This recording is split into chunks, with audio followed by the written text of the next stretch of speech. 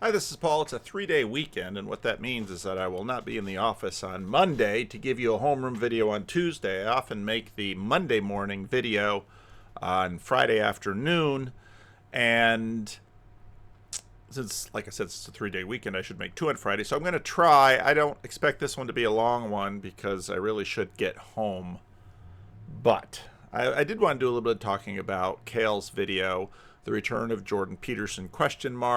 Jordan Peterson tacks back, Fat Thor JBP, or teacher therapist JBP.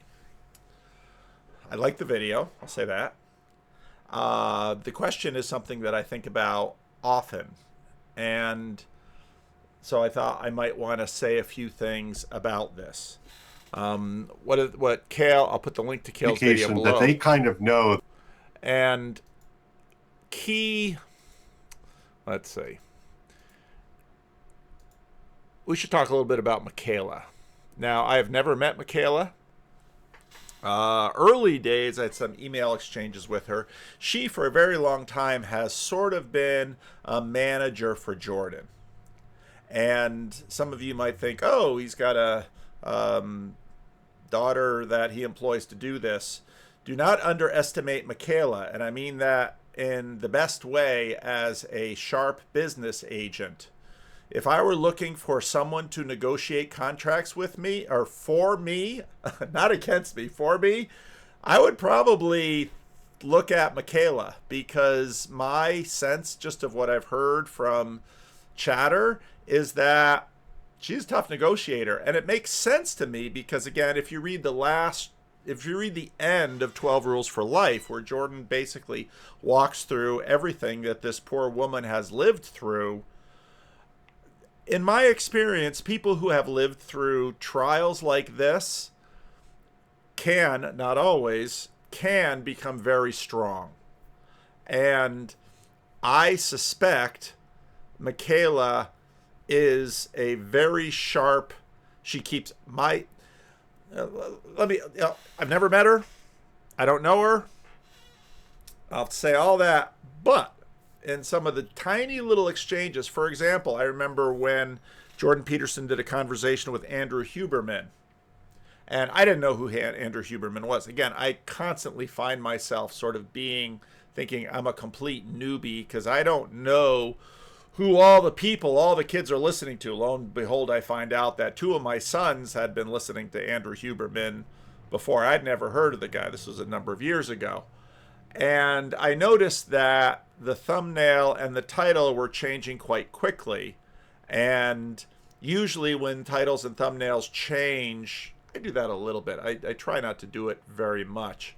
But usually when it changes, and this happens quite often with a lot of bigger channels, it's because they've released the video and they're looking at, okay, how fast is this going? Because there's a lot that goes into this YouTube game, and you really want your video to do well within the first few hours of its launch, because if it can hit certain metrics, it will go further and farther. What do I mean by that? I just look at the way when my videos are released, there's a certain group of people that watch my videos a lot. And so they're usually the first ones on. They have lifestyles, which means that they watch and listen to certain things. They're consuming a lot of content. I release usually at the same time, and so my videos get released. There's sort of at least a second level of algorithm. And so I can see every now and then, because most of my videos, I imagine it this way. Most of my videos don't get out of the estuary. Most of my videos find most of its watchers within a group of usually 10 to 20,000 people watch most of my videos. My average number of unique viewers will usually be between 20 and 30,000 people a month. That's my average number of unique viewers. Now, many of these viewers might not watch a lot of a video, because when you look at video analytics, they drop off fast. And then you see, and YouTube gives you all these kind of things to show.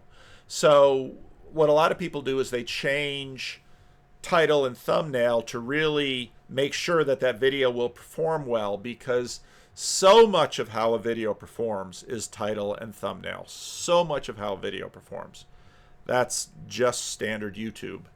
And so I made some comments on Twitter about, I'm trying to think, I don't think that Mikhaila follows me, but I made some comments on Twitter about the changing of the thumbnail, and I got pushback from Mikhaila on Twitter pretty dang fast. And I thought, that's interesting, because what that told me was, and this doesn't surprise me at all, she's managing a lot of this stuff, and she watches it, and she's diligent, and she's looking for performance.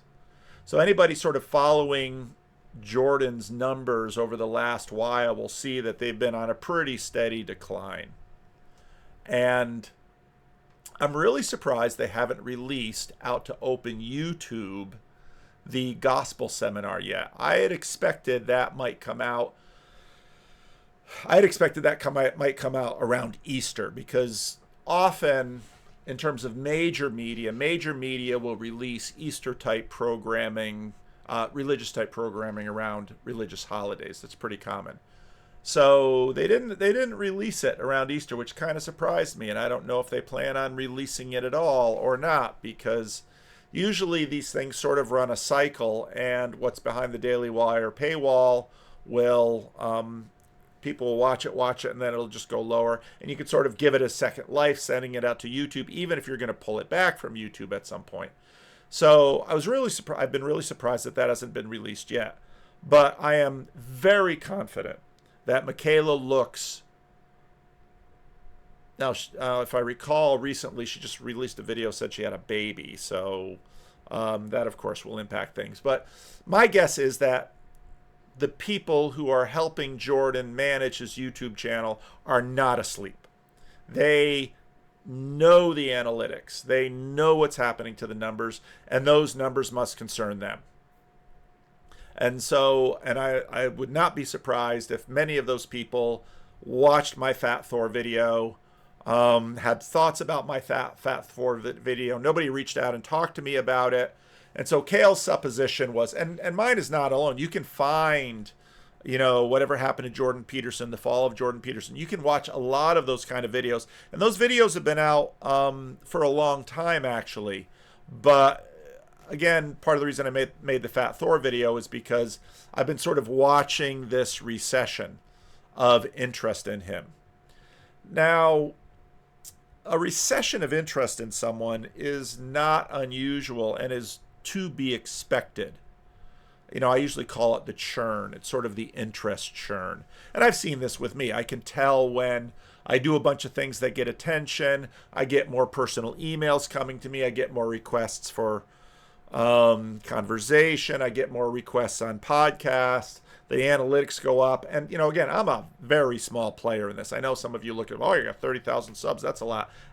Compared to YouTube, that's not anything. It really is quite small. Now, as I said on the live stream today, it's big enough for me. I'm happy with it. But it's not that much. And the reason being that even if you have 30,000 subs, and even if you have 20 to 30,000 unique viewers to your channel, how YouTube measures that, the number of people most of those people will not pay a lot of attention. Most of those people will not come out of the lurk. Most of those people will not leave a comment.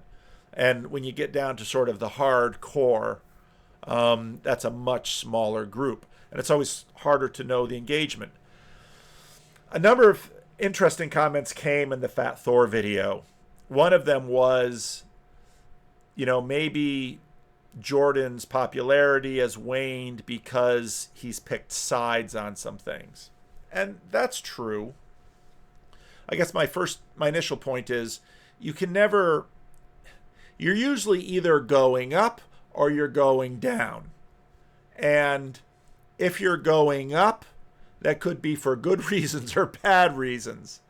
And for Jordan, he was very clear that he really worked hard to speak the truth.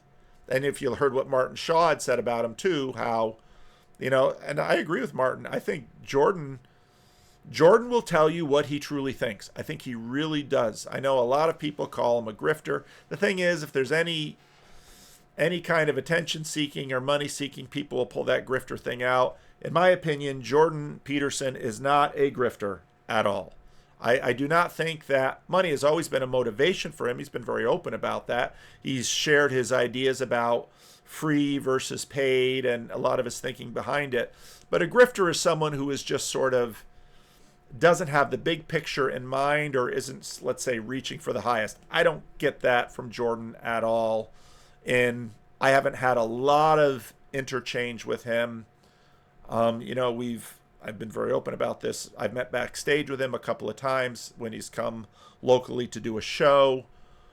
I had that one conversation that's, fairly early on my channel from April 2018. Had a few very brief email exchanges with him. Nothing substantial. But in everything that I've worked with him, I have never got the sense that he is deceitful or duplicitous. Doesn't mean I agree with him on everything, but I think he is a sincere, honest individual. Again, everybody's entitled to their opinion, and I'm going to hear it in the comment section, but that's my take on Jordan Peterson. Always has been.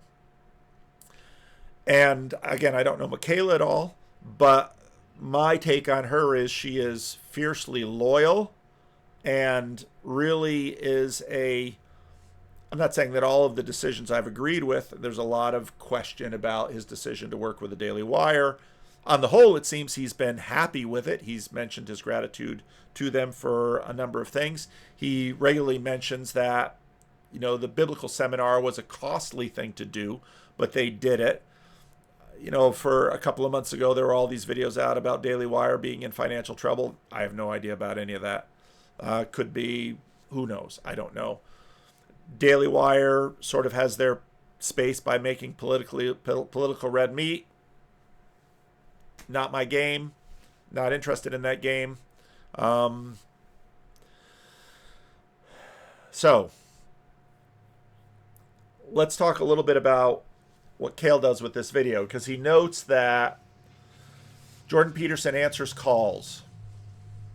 It's a little different than the old question and answer on YouTube. Question and answer on YouTube was just sort of a standard thing that channels do when they get to a certain position. And then sometimes when they get to milestones, Chris Williamson has done this, Alex O'Connor has done this. Call answering, Dennis Prager did the radio call, and it's more a radio type thing. So I found that to be an interesting word. But I agree with Cale that I think part of this is a hope to reposition him back into more of the self-help mode rather than the political mode. Jordan Peterson has always been interested in, involved with, and has dealt publicly with politics. The C16 thing was political. He did so as a clinician, as a psychologist, and as a university professor. I think even though he got attention because of the politics, as I remember Poe the Person said to me, many people have said to me, came for the politics, stayed for the religion. That's been, I think, a common thing for many, many people. Because again, I've said it often, politics is now, religion is always. Religion is a far deeper thing, so they're not disconnected.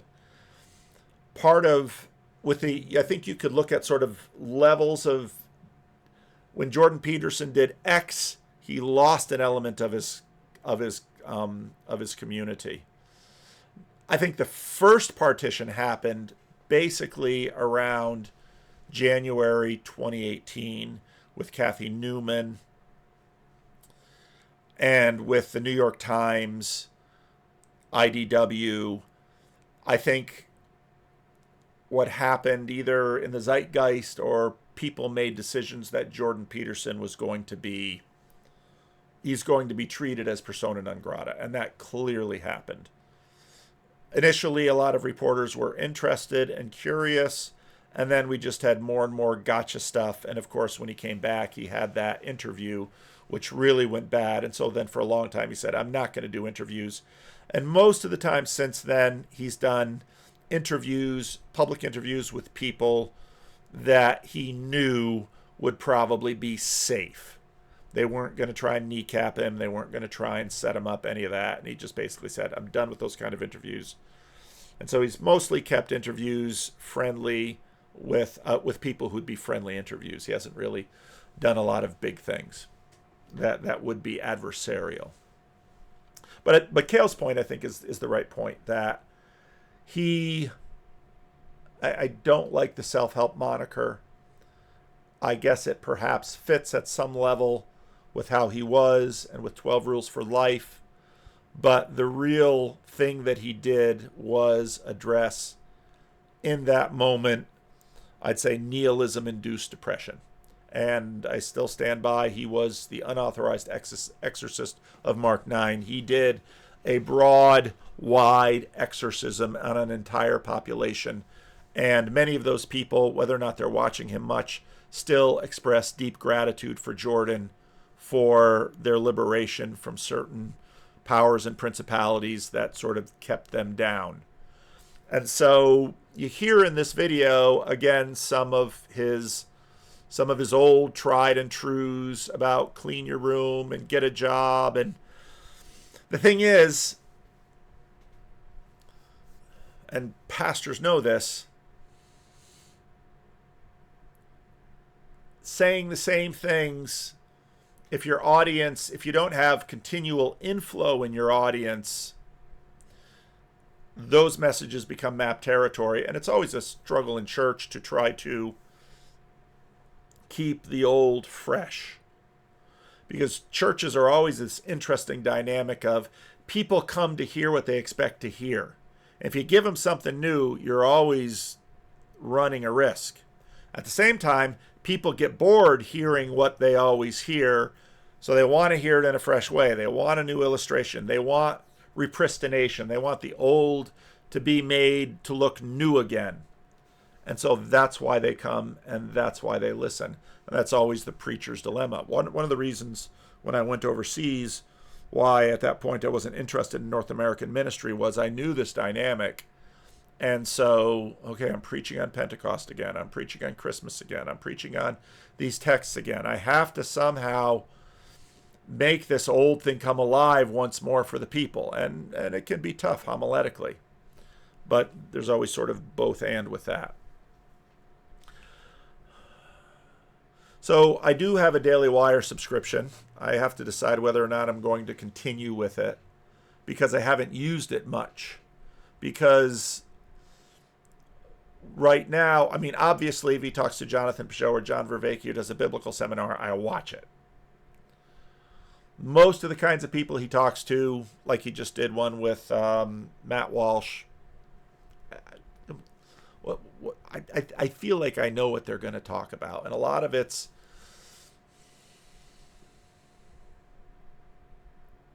I was just listening to a cleric, not from the Christian Reformed Church, and I just don't have a lot of patience for like insider lobbying. I've always hated it in church when sort of the churches just talk about, in a nasty, self-congratulatory, mocking way, everyone that they all agree is a bad person. It's just boring. And it's ungracious, and it doesn't help the organization, preaching to the choir. So a lot of Jordan stuff can be like that. And Cale talks about his issues with his interview style. Part of what I see when Jordan talks to someone who he really wants to talk to, because that person is someone of importance, and it's not just status, it's someone of importance, it's someone whose opinion he values. He has an idea that he really wants to share with them, which means that they start going on a conversation, and Jordan sort of derails the conversation and turns it to one of the things that Jordan's sort of mentally working on, and tell me about this. Tell me what you think about this. And of course, for us, the listeners, if you listen to enough of him, you know what he's usually thinking about. And in all fairness, that's an absolutely fine thing to do and people do it to Jordan Peterson all the time. Let's say, okay, I've got these thoughts about this. Now I've got 5 minutes with Jordan Peterson. I want to tell him about my idea and find out what he thinks about it. And there's a whole bunch of complex things. Maybe I want Jordan to like me. Maybe it's I want Jordan to agree with me. Maybe I'm seriously interested in pushback. Maybe there's a lot of ingredients to that. It's not a bad thing, but it doesn't necessarily make for a good interview. And I think part of it is, again, one of the things that Jordan has said repeatedly is that one of the things he really enjoyed teaching in the university was his graduate students. And I can really see that, because there you have a team that's exploring a frontier, working on it together. They're all bright, they're all interested, they're all energetic, and they're all on a team working together. And Jordan doesn't have that team. And I think that's part of the reason that the biblical seminars go so well. I'm wearing khaki. Look at that. I wear khaki in the summer, Kale. Part of the reason the seminars work well is because it approximates something of the academy and that Jordan really loved. And as a public intellectual celebrity, you don't get a chance to do that. And it doesn't necessarily work with like one-on-one, one-off conversations. I was going to make a video about why I don't go after big interviews. And I'm not saying anything about people who do. I think, Chris Williamson, I think he's built a lovely career. Sam Tiedemann he's talked to Father John Bear. He just talked to Ross Dalfett.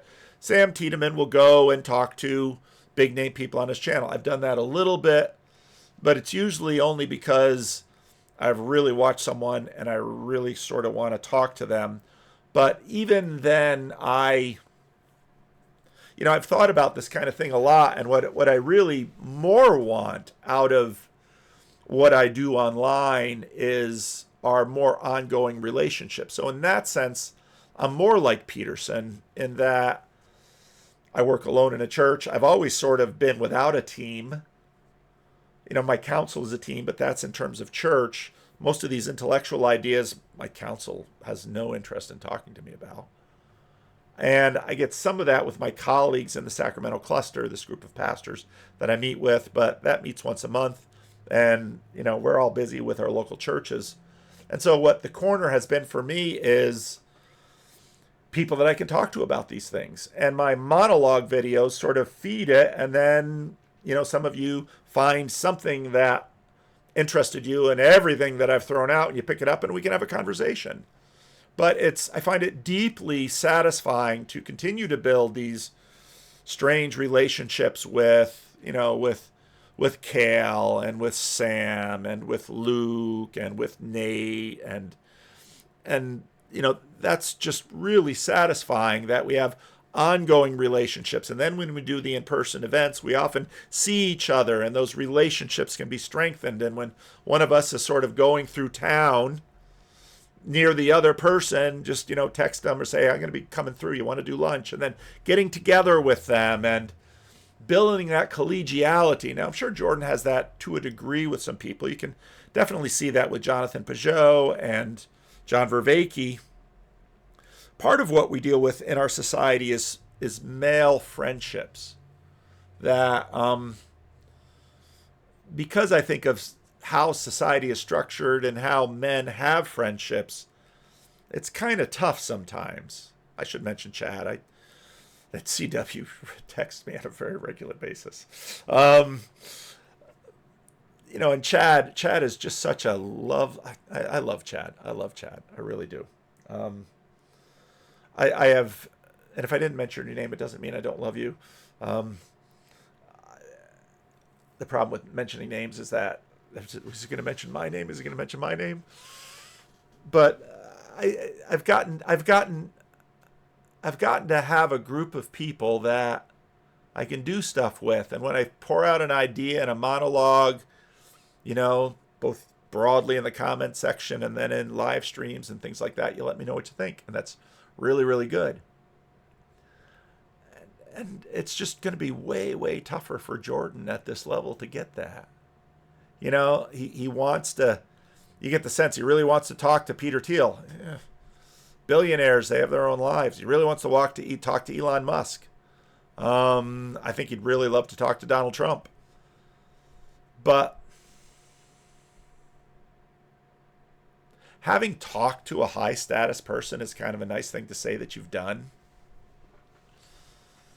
But I find the relationships more satisfying. So then when Sam has Ross Douthat in on his channel, it's like Sam sort of does it for me, and I watch it. That's really cool.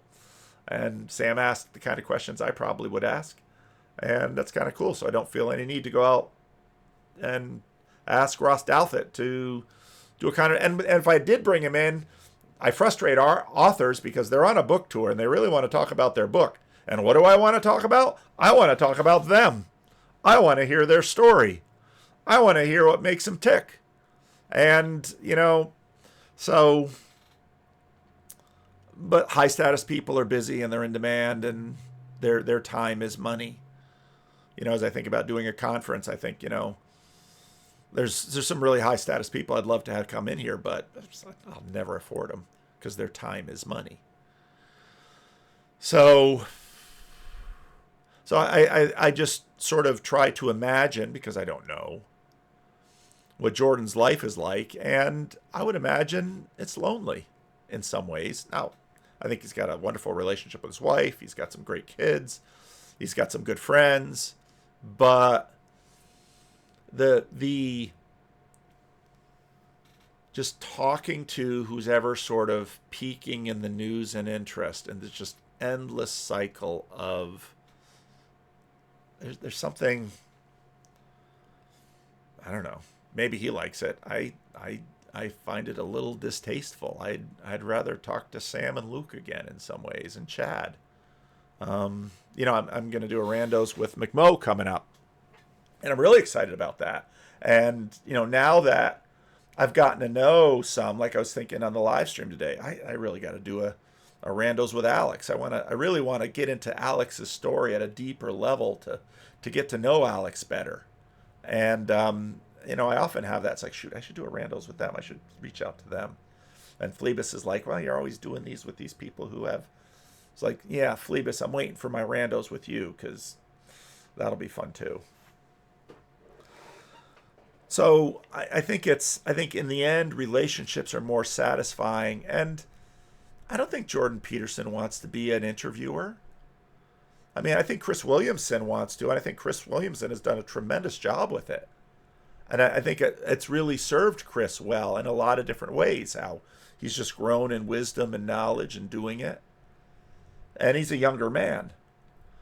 Does Jordan really want to be a talk show host? I think, and so then when I think about Jordan, especially the kinds of the kinds of illustrations he had when he was fresh, when he was still able to be a clinical psychologist. And again, I've said for a long time, I think it is a tragedy. I think those two professions were really his calling, much more than being a talk show host, to be a clinical psychologist, because, you know, as he said many times, once you sit and really listen to someone, they get more and more interesting. What is making them tick? What is holding them back? What is binding them? Can we free it if we do this? Can we free it if we do that? That's such mentally growing things to do. And much better than, you know, having to talk. And I don't know if Mikhaila picks, I don't know if Daily Wire picks, or maybe it's just, you know, you could just ask the algorithm, who's hot in my space right now? Ugh. So I feel for the man. Now, will there be another act? I don't know. What happened in 2016 to 2018 was super special. It's 2019, really. I saw him at one of the last appearances that he did in San Francisco, before he really sort of went off the scene, and both he and his wife nearly died, and then he's been back since then. And again, no one knows. C.S. Lewis, again, I've told this story many times. By the 1950s, everybody thought C.S. Lewis was a has-been. C.S. Lewis has never been bigger. Will Jordan Peterson, I remember talking to Ron Dart early on, and Ron was like, Jordan will rise, but everybody will forget him. Well, Jordan had a much bigger splash than I think Ron thought he would. But I think this particular wave right now in terms of interviewer, the ARC thing, that's a whole separate thing. And I don't think I'm going to deal with the ARC thing in this video. My focus is much more on him.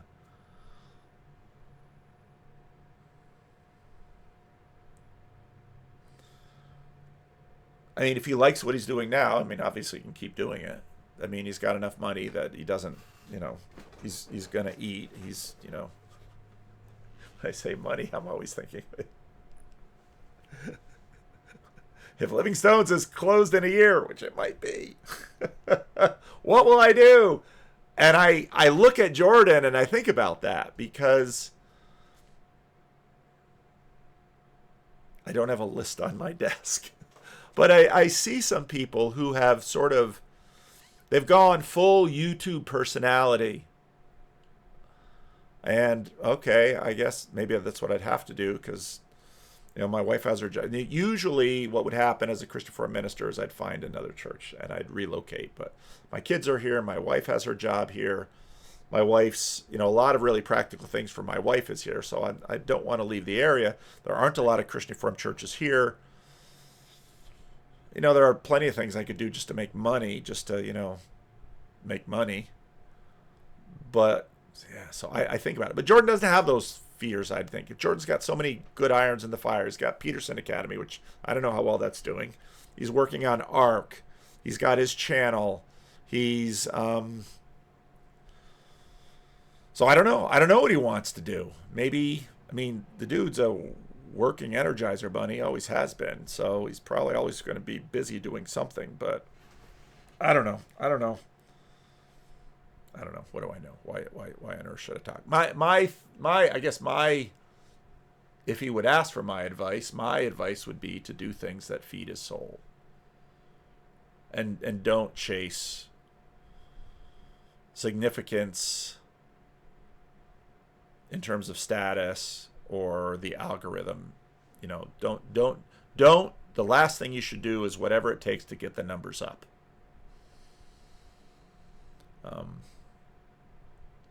I think he should talk to people he's interested in talking to, and okay, record it. Yeah, but again, I think his early passion and what he was so effective at, and as Cale mentioned, I've seen him in the times that I've met him backstage. He'd usually send 2 tickets, and my wife is usually like, I don't want to go. So, and I would take a friend of mine that really loves Jordan and has really been blessed by him. I would usually take one of those guys with me. And what was fun was watching Jordan, in some ways, I call it minister to. You have a different minister to them. He's really good. I imagine Jordan as a therapist. I bet she was a great therapist. And again, as I've said, James Frazee and I both noticed, one of the early meetings when we got the OMG VIP, 30 seconds to shake hand to get a picture with Jordan Peterson thing. How he worked a crowd is incredibly impressive.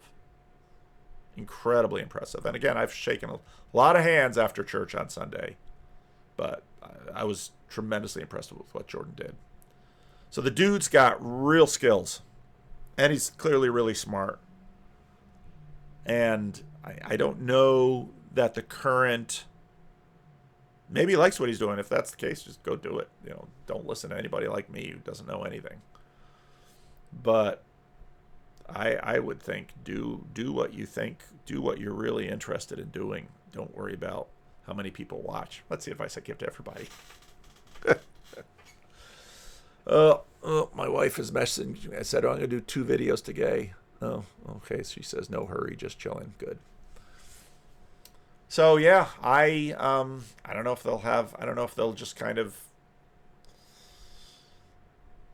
I'd love. Another thing that I thought about when I was thinking about this video is that there is sort of a settling into a niche. So that comment of, well, he sort of marked his way out. That's true. And once you identify as something and settle it into him, there's just a certain amount of, you're in a position, you're in a pigeonhole. Some people won't listen to you. Some people will listen to you. Fair enough. I know there's a lot of skepticism about Democrats won't talk to me. But he says, and I completely believe him, because there have been some there's one occasion, I'm not going to mention this person's name. There's one occasion when I reached out to an evangelical that there were enough ties with, and they were sort of on the much more progressive side. And again, those have been my people for most of my career, sort of like Jordan, kind of a moderate left. And basically this person said, I don't want to talk to you. Well, why? All that time you spent with Jordan Peterson, not even with Jordan Peterson, just talking about Jordan Peterson. So, okay. Not very open, I see.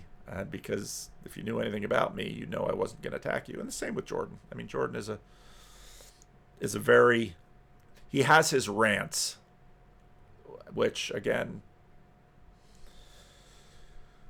you can make up your mind about whether that's a good idea or not. It's Jordan's life. He can do what he wants. But, yeah, maybe I'm done. Maybe I'm done. In any case, I think Jordan's still got a lot to offer. I don't know that the culture is the same place that it was in 2016 to 2019. When he really sort of unlocked the door for a lot of people. We've had the vibe shift. The culture is quite different. So in that way, it's not, he's not needed to play the same role. And again, I was really looking forward to We Who Wrestle with God. And then it's like, wow, this is,